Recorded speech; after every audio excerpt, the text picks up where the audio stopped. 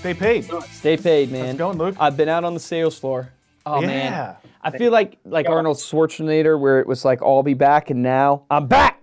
I'm back, baby. Back out on the sales floor. Ariel's like turning down the volume. Man, I am excited. I've been sitting with, I got to tell you guys about this close. Yeah. This is a freaking awesome close. I think I mentioned this to you the other day. Whatever coffee you guys got, man. You guys always got so much energy. I need some of that. It's Monster Energy drink. I'm trying to get sponsored by them, Sean. I'm trying to get a sponsorship. But listen to this close. This is awesome. So I have one of our best callers on the phone. I'm listening to him. He's on the phone with the real estate agent. It's a newer agent, and the agent's joining a team. And I love this. And the agent goes, well, I love it. I think, this is something that I'm probably interested in doing, but I'm newer. And goes, and I want to talk to, my new partner, basically, which is going to be kind of like a team lead for him. And so my caller literally pulls up, what's the person's name? And pulls up the agent in our CRM, looks at it, and it's like, oh, it's this lady. Oh, yes, she's blonde, everything like that. It's like, oh, awesome. He's looking at the past notes that we have on this lady because she's been in the industry, I guess, for a while. He goes, all right, man, I'm just going to cut to the chase with you. I'm just going to be real with you. And that's a great sales tip for everybody listening to this podcast right now.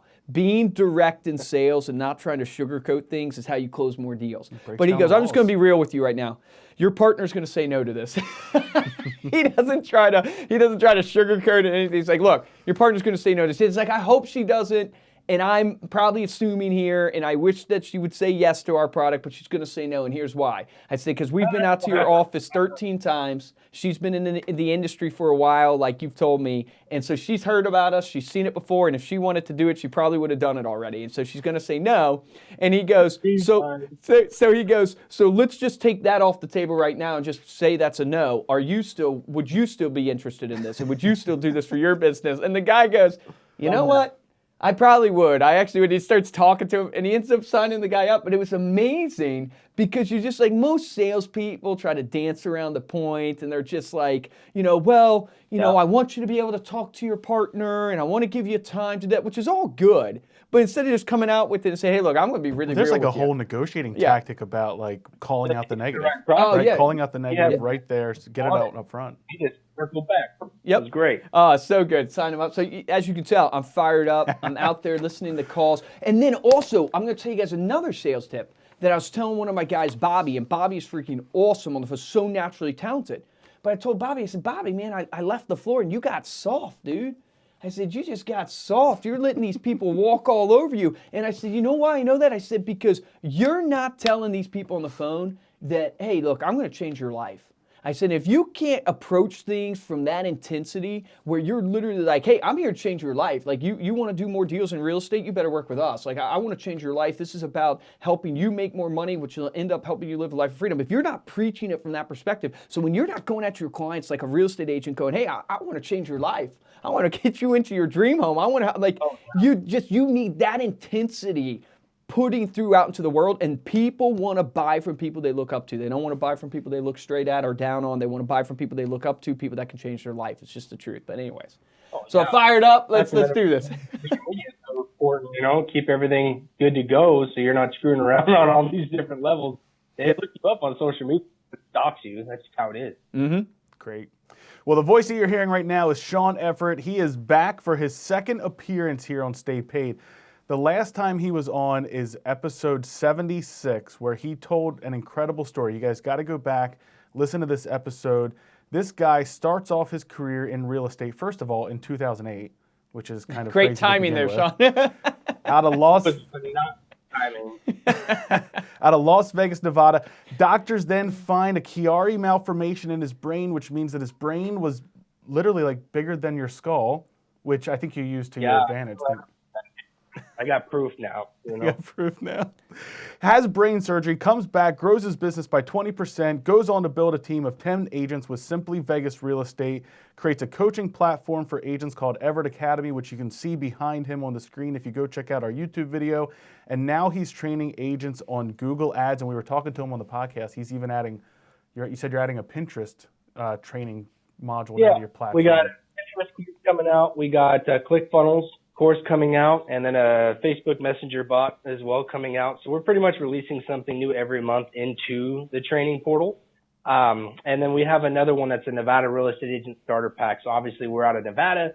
So everybody that wants to get a head start if they're brand new or want to start a team and not have to train all their agents on forms, contracts, lockboxes, all that stuff, we have that as well. So that's just for Nevada at the moment, but everything else is nationwide. That's amazing. Well, welcome back, and thanks for being here.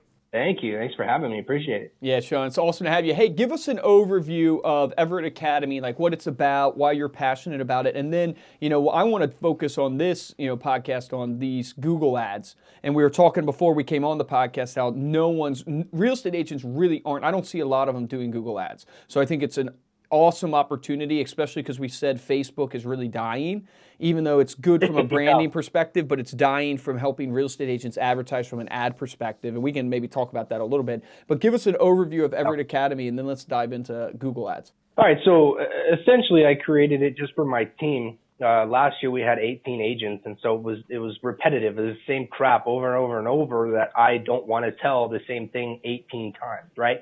So I basically formed it just on a WordPress site of all the different things that they need to do, kind of evolved in your platform. And then I got really good at Google like 4 or 5 years ago, and that's kind of been the majority of my business as far as leads and everything coming in. And everybody asked me about it. So essentially what I've done over the last couple of years is just write down all the questions that people have for me. And then I pretty much are building little courses out for them on it. And it got to the point where everybody's bugging me about Google, especially recently with the way that Facebook changed their algorithms. You can't target by like anything. You can't age, gender, income, and zip code. You can't do it for housing on Facebook. It kind of sucks because that's what we do, right? Yeah. And the other side of the coin, everybody is paying Zillow, Trulia, Redfin, all these big third-party sites, and they're paying a fortune for some of these leads. Oh, they really are. I did it. It's insane. I have a slide where I did a Google campaign right next to a Zillow campaign the same month. This was like a year and a half ago. And I spent $2,800 on Zillow leads to get 32 leads versus I spent $1,000 on Google and got 190 leads. Wow. So, I mean, if you spent the same that I was spending on Zillow on Google, I would have been like 550 plus leads. You know what I'm saying? Right. So, and wise, it makes perfect sense for me to be running stuff on Google. Plus, if you want to start a team, everybody needs leads. A lot of people don't know how to get the lead, and so I got sick of everybody getting hammered and said, I like to help people. So here's a course. Here's everything that you need to know about Google. And I have a private Facebook group that I drop little extra tidbits and nuggets and stuff like that in to kind of help people out. So literally it's really just to help people take back market share from Zillow and Homes.com, all these other big places. So start kind of, I guess, high level maybe, or 30,000 foot with Google ads, because I'm sure a lot of people hear Google, they think search engine, they don't really think this is somewhere that I can advertise.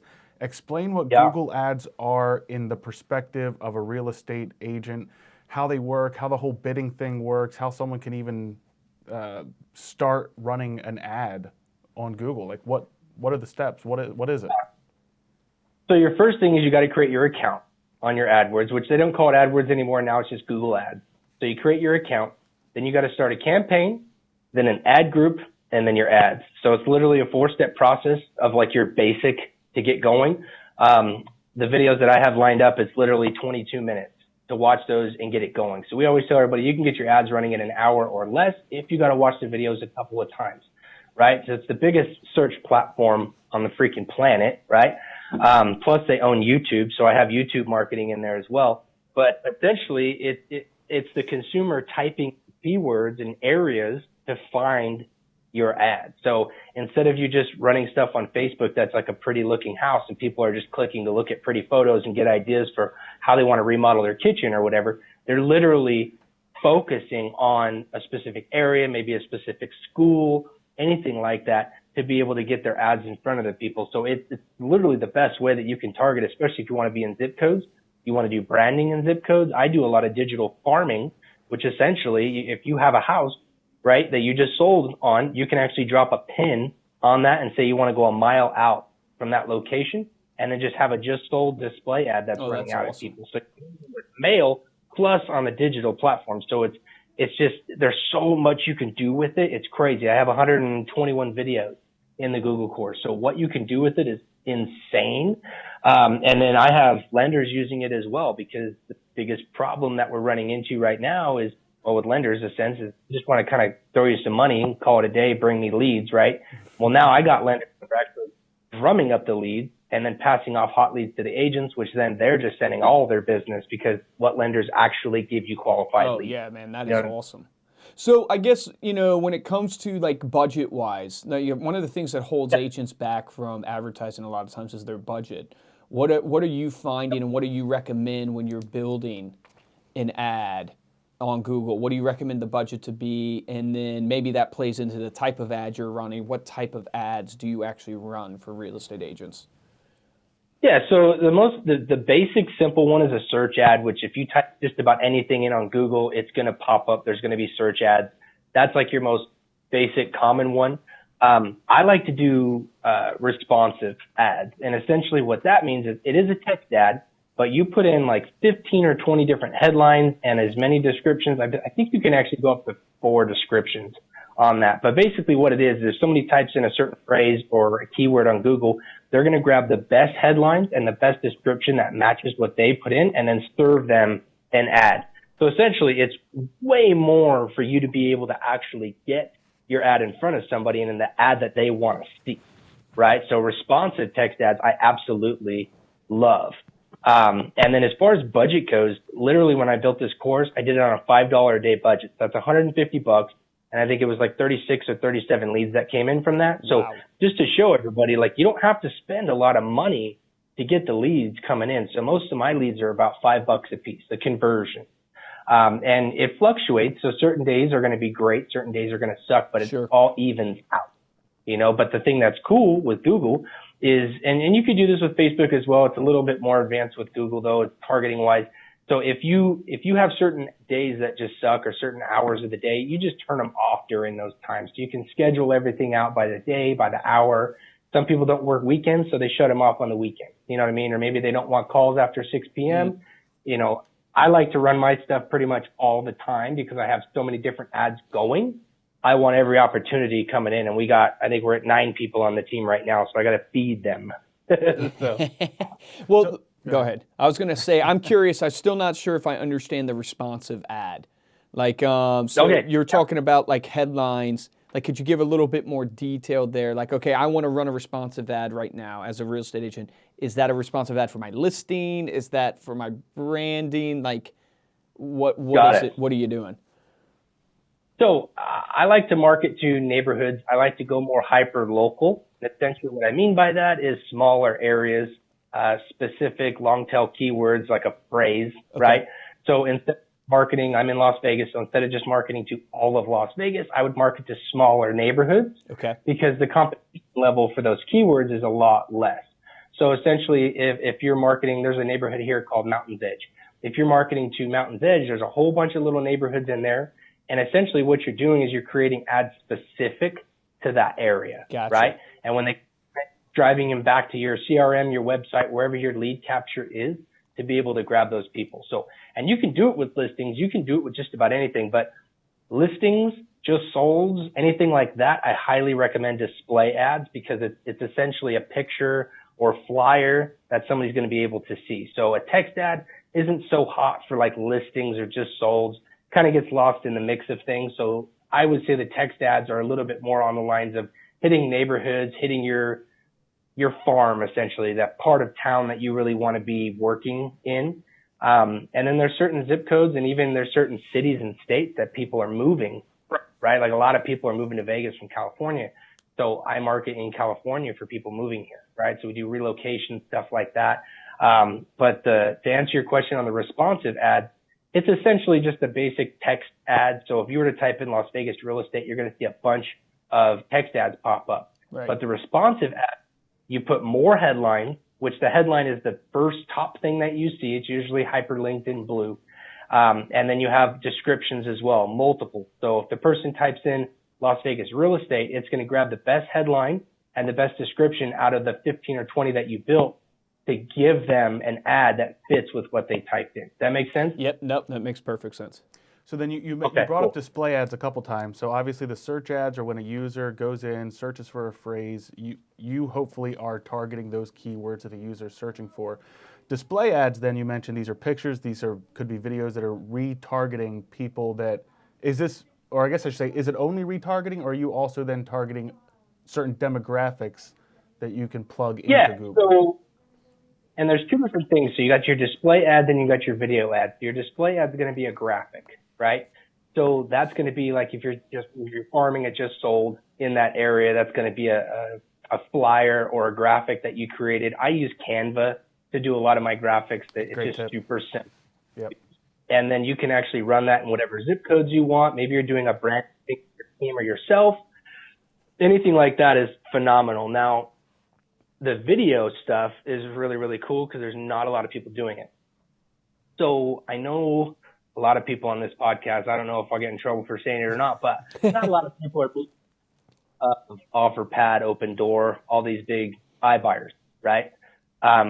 So if you created a video that says why you should be using a realtor versus, say, one of these iBuyer platforms and how our fees are less when you actually break everything down, like the neighborhood expert, blah, blah, blah, all that, right? You can actually take that video from YouTube and you can market to all of those YouTube channels and videos for the iBuyers. So say OfferPad, Open Door, you can be the ad that pops up before anything on their channel. So if somebody goes to watch one of their videos, you know how there's always an ad that pops up? Yep. You can be that ad. Does that make sense? Yeah, no, That's it makes. fantastic. Yeah, no, it's awesome. Yeah, and I don't think a lot of people are taking advantage of video ads yet, mainly because they're scared of even getting on video. Unfortunately, it's 2 cents a click right now. Right.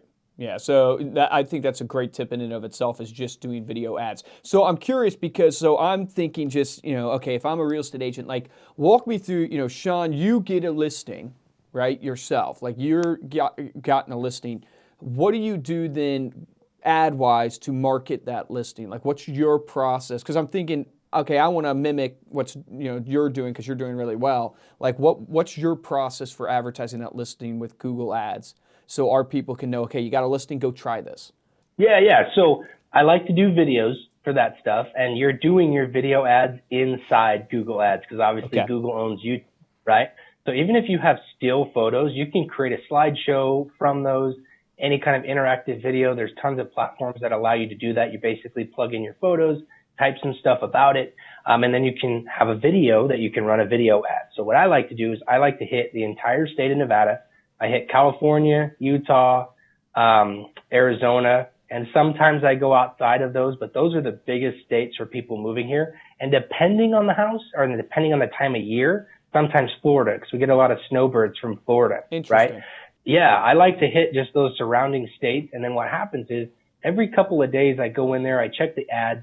Google's actually going to tell you what are people typing in for your ad to show up, right?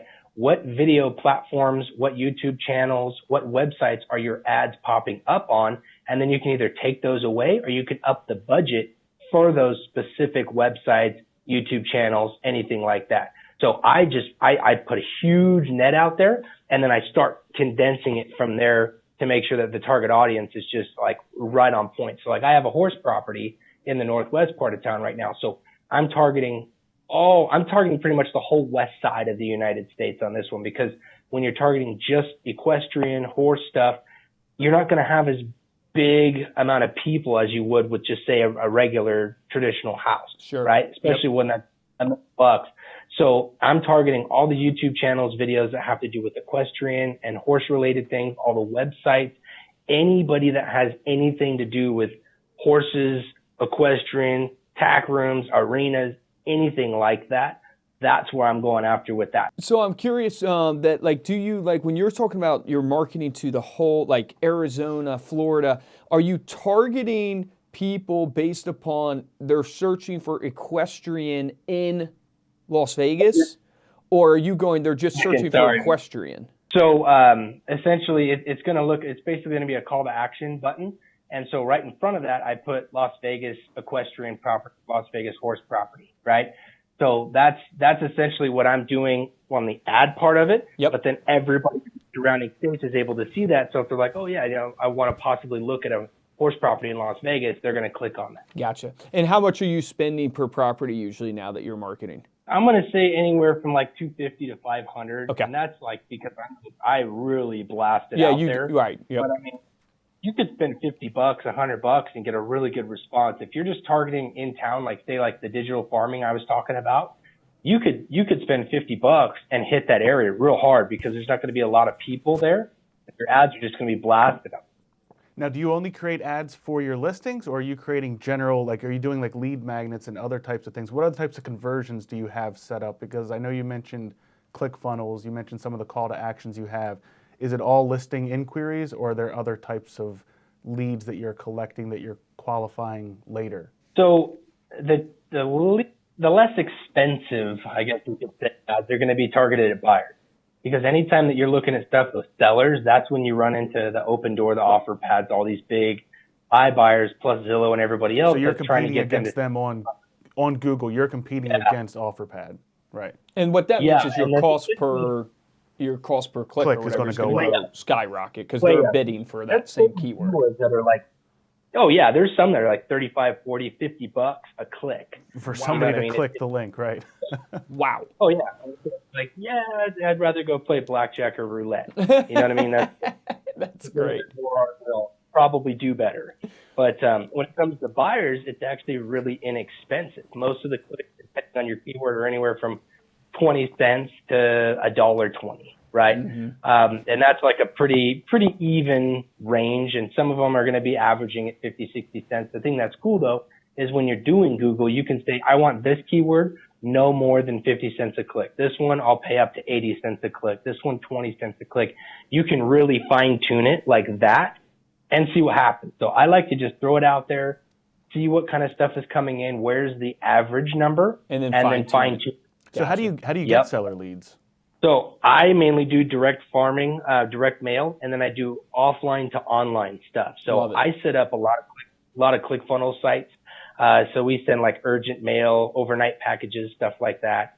And basically what we do is we send them to a website that we can capture their information. And it usually has to do with something specific, for sellers, for instance, if we're putting something out there about rates being extremely low, it's a good time to sell to get into that bigger property if you're trying to upgrade, right? Or if they got equity, right, telling them exactly what kind of equity they got, because obviously you can pull that information from any title company in town, and then sending them to a website. So you're converting them from offline direct mail to online, and then we capture their information and set up an appointment, because you can actually set up calendar appointments and stuff like that too. So I mean, basically, you're talking about how you send out direct mail, right? And then you get them to a landing page or something like that where you can, you get the profile of them and you get now contact with them digitally. Do you then set up Google ads to retarget them to where now they see your ads based upon them responding to your direct mail? Because I know that has worked I've talked to agents where they run that strategy, and that's been a successful strategy for them.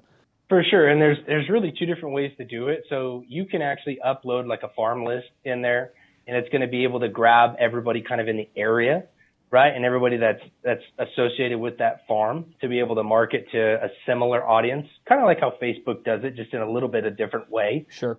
Or if you're marketing to a specific zip code, you can always drop a pin right in the middle of that zip code or that neighborhood as far as the location goes, and then go a mile, 2 miles out, or just say, hey, I just want this zip code, and then just run branding ads at them.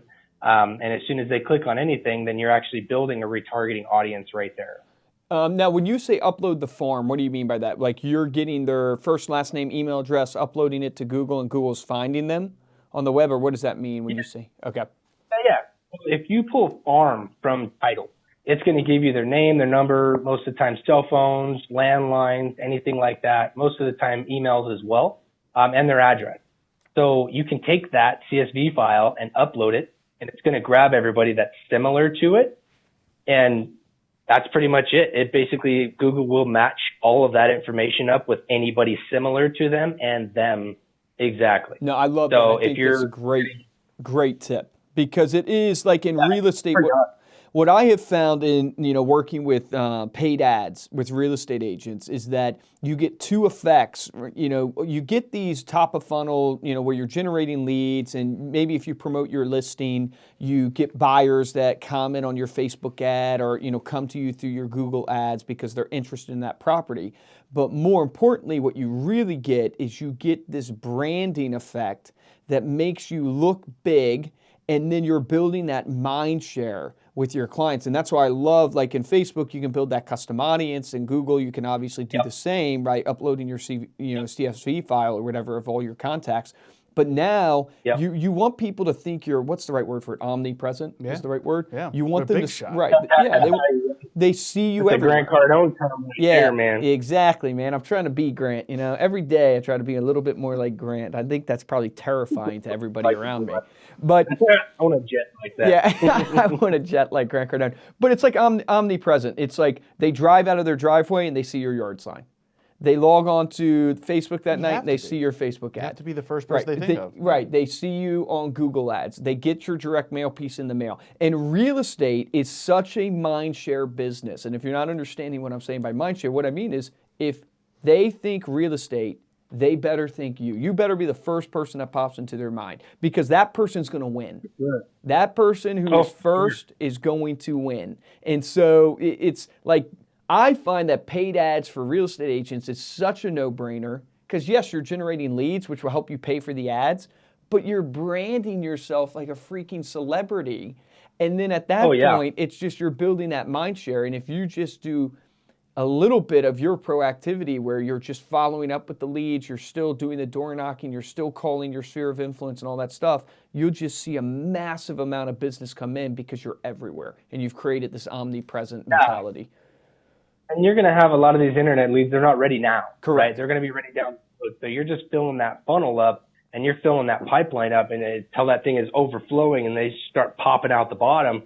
And before you know it, you just have consistent business. It's just nonstop.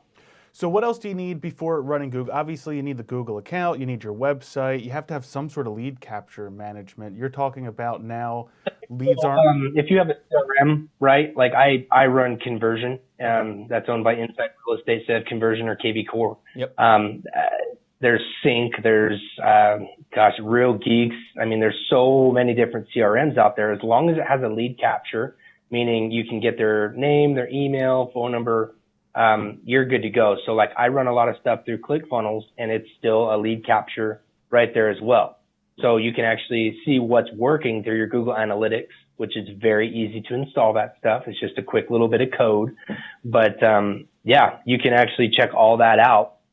And that way you know what to turn off and what to keep going. Are you calling every single lead or do you have some leads that you only capture email address and then you're nurturing them with an email campaign? Yeah, there's actually, I feel like a lot more that come through with an email than it does phone number. But what we're finding is we go stalk these people, right? You punch your email address. Yeah, you could get their phone number. Anything like that. Most of the time, if you take their emails and you type them in on LinkedIn, you can actually find a lot of the information, or you even type their name in on LinkedIn. It's basically your Google ads are really serving as a way to get people into the funnel so you can then nurture them. And then obviously your direct response type ads. So if you have a listing and you're running Google ads on, you might attract the actual buyer. So that's more, obviously bottom of funnel because there's direct response. But a lot of times it's really coming in at top of funnel is what you're finding. And you have to nurture them. Correct, yeah. And then if we do have like their address and stuff like that, we can start sending them direct mail, put them on our monthly newsletter, things like that to make we stay in front of them all the time. Like we just did on Sunday, we just had a huge client appreciation event. We rented out the City National Arena, big, huge room. We had about 100 people. We rented out the ice skating rink private for our group. And so that was our client appreciation thing. But we get a lot of those people in through Google and other places, and then they become our sphere. You know what I'm saying? And we give back to them that way. So you got to get them in through the top of the funnel, like you're saying, with Google Ads, things like that. Then you nurture them. They come out the bottom of that funnel. They become a deal. They become a friend. They become a client that's going to send you referrals. That's the key right there. That's a golden nugget right there. Like that process, if people can grab hold of that process, that's what makes your Google Ads worth it every single day. And you'll throw just more fuel onto the fire because you're nurturing through the funnel. Yeah, through the funnel. Yeah. Absolutely. How are you measuring your success with Google Ads? Like you personally, are you looking at the like in our business, we would say you have the CPL, which is your cost per lead, then you have the CPA, which is your cost per acquisition. Like, how are you tracking that as an agent, because the buying process is so much longer? Yeah, so when we get them in through our Google Ads, they go into our CRM, and then we nurture them from there. And I'm one of those like total nerd geeky dudes where I'm like checking that crap every couple hours. Like, all right, did this lead just come in? Did this person call them? And I'm on the phone with the agent. Hey, did you call them in 5 minutes? If not, I'm going to another agent, right? So, or I'll call them myself, because feed the lead, right? I mean, your conversion rate goes up 400% in the first 5 minutes.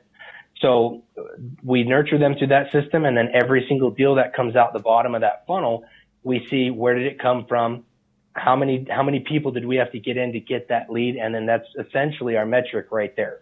So we're seeing everything. Did it come in from mail? Did it come in from Google, YouTube? Where did it come from? And then we know where to focus more of our money. Yeah, it's also the best. I mean, that's the way to reverse engineer your goals. So if you have your sales goals that you want to hit at the end of the year, at the end of the month, whatever it is, that's how you can work backwards with every one of those touches. Look at your conversion rate, and then that ultimately drives your budget up front as well. So then you know how much you can spend. Well, and on that point too, working your goals backwards, we actually just got this new platform called Sisu, and it literally does that. So you put in your monthly goals, your yearly goals, and then we have it. You know, did everybody do their daily Facebook post? How many dials did you make? How many emails? All this stuff. And then I can track who's doing what. We have leaderboards for each platform. It's that's extremely. awesome. What's the name of that again? Sisu. So if you go to sisu.co, you'll see it there. Yeah, that's awesome. They do demos. It's sick, man. And you can do push notifications to your whole team through it. It's the coolest thing that I've been able to do as far as tracking goes, and keeping track of who's doing what every day. Because if they come to me and they don't have deals, well, if you're not doing anything, that's exactly why you don't have deals. Yeah. You know what I mean? Yep. No, I think that's awesome. I'm going to check that out myself. Last question for me would be, it seems like a lot of work to manage Google Ads, right? And if I'm a real estate agent or insurance agent, financial advisor listening to this, how do you find the time? And it seems like you have to look at the results and then tweak it. And it's like, is it a daily thing you look at? What type of time are you spending a week on this? And does somebody need a full-time person to do this? Okay. So some people actually have an assistant that takes care of their stuff. I have multiple people that their assistants actually the ones that set up everything for them and got their ads running. But I spend maybe 5 minutes a day. I just get in there. I see what keywords are coming in. I either add them or exclude them, and just make sure that the budget's staying where it needs to be. So, I mean, it doesn't take much once you get it up and going. So the biggest part is fine tuning it to where you know exactly where your audience is and where you're going. And as soon as you do that, I mean, it's essentially a piece of cake timing wise. It's not going to take you that long. Really? So 5 minutes a day. I mean, so I think a lot of times when we look at technology, it's just the thought of it that scares us. It's the setup. Yeah, setup that scares you, where it's really 5 minutes. Dude, take a weekend. Correct. Lock yourself in an office. Yep. Watch Sean's course. Yep. Get in there and set up your Google account. And you said video clicks were costing you 2 cents a click. I mean, think about that. Yeah. 2 cents a click. That's insane. And I have some people ridiculous. That their stuff up for them, because they don't want to mess with it. They want to go straight to the maintenance part of it instead of the building part of it, So I do help some people out with that as well. But I mean, it's so good to know this stuff, because pretty soon Zillow and all these sites are going to 35% referral fees, and then how are you going to make any money? You know what I'm saying? So it's really, I think, important to know this stuff. Well, tell people how they can find your course and get started. Check that out. Yeah, so it's Everett Academy, but I did a little something special just for staypaid today. So it's Everett Academy. There's going to be a new course that drops every month. And like I said, there's a private Facebook group that you'll have access to ask questions and stuff. So I put together a follow-up playbook. And essentially that's a good way for people to have a good head start on following up, making sure they have some scripts, things like that. So I'm going to do a free follow-up playbook. I'm going to do a 7-day free trial for everybody. So everybody has a week for free before they get charged. That's awesome. All right. I usually do $50 a month, so $49.99. But for stay paid, I'm going to do $10 off, so $39.99 a month. Again, you do have to put your credit card in, but you're not going to be charged until after that 7-day free trial. So if you get in there, you like it, great. If you don't, you're not going to hurt my feelings. But all you have to do is you actually text stay paid, all one word, no spaces. So stay paid, and text it to 702-710-8890. So again, that's stay paid, all one word, no spaces, to 702-710-8890. So that'll get you the free follow-up playbook, a 7-day free trial, and then $39.99 a month. So you'll see when you get in there, it's going to be a couple of steps in the text, and it's an auto texting that goes out. And then you're going to have access to, it's actually a ClickFunnels site, so you can get your free follow-up playbook. That's what you put your information in first. Then it takes you to the offer page of where you're going to check out for the $39.99. Dude, love that, man. Awesome, Thanks, man. Sean. Yeah, thank you for doing that. Make sure to do that. Text Stay Paid to 702-710-8890. We're going to have all that information and everything that Sean mentioned in the show notes. So head over to staypaidpodcast.com. Find Sean's latest episode. We'll have all that information in there as well. Sean, thanks again for coming on Stay Paid and walking us through those tips and tricks for Google Ads. If you're interested in supporting the show, there are 2 ways we ask you to do that. Yes. Well, there's going to be 3. 4 ways. Go check out Sean's stuff. Yes. Come on. Check out Sean's stuff. Yeah. But Sean will then say, like, man, I had then so leave much us a success review. coming on Stay Paid's podcast. Yes. He's going to tell everybody. We're going to have people knocking down the door, wanting to get on the podcast, sharing tips and tricks with you guys, and giving you free stuff. yes. Dude, that's a win-win. That's a win-win-win. I love it. It's like 8 wins in that. I love it. But the second way is going to be to rank us. 8 wins. Head over to iTunes, throw us a 5-star rating, and then the best way is to tell a friend about Stay Paid. Here's the thing. If you don't tell someone about the podcast today, we're going to have to start running Google Ads. Quite frankly, We're going to have to retarget Stay you. Paid Podcast does not have the budget to spend even 2 cents. I'm not giving Josh any money. This is like, no. So spread the word so we can, so You other give it to people me, can. I'll Yeah. So others can learn about people like Sean, his course, and all the amazing guests we have here on the podcast. If you'd like to get a hold of me, Luke, you can email us at podcast@remindermedia.com or find us on Instagram. We are at Stay Paid Podcast. For this episode of Stay Paid, I'm Joshua Stike. And I'm Luke Acree, guys. And the action item for me is really easy and simple on this one. It's, look, if you're not doing Google Ads, you need to. And I always love it when I hear that you can literally do these pay-per-click ads. You can do these paid ads for literally less than a cup of coffee a day. So today, get your Google AdWords account set up. Get in there, set yourself up a campaign, and the simplest one to do is get your farm list or get your sphere of influence and run a branding ad. Run a simple branding ad in your community. You know, go to Sean's Academy. He'll teach you how to do it in all his videos. But run a simple branding ad and just watch how, and you'll see this in your sphere of influence. When you set it up correctly, it's like I've shared the story before. My brother, he walks into his local bank and the bank teller knows him. And he's like, I've never met this teller before in my life, but she knows him because she sees his Facebook ad, she sees his sign, she gets his mailers. So all this stuff, that's what you're trying to create. You're trying to create this omnipresence. All of you who are listening to this are thinking, it's too complex. I can't do it. It's not true. You'll find that's like Josh said, it might take you a couple hours to get it set up. That will be some of the best hours that you've spent because then you can literally spend 5 minutes a day branding this Google ad or getting this Google ad, branding your sphere of influence to you. And you'll see once you create this omnipresence type mentality in your business, that's where the referrals start coming because you're really getting known. You're really getting known out there in the community. So remember, the difference between a top producer and a mediocre producer in every single industry we've worked in is top producers take action. So take action on that today.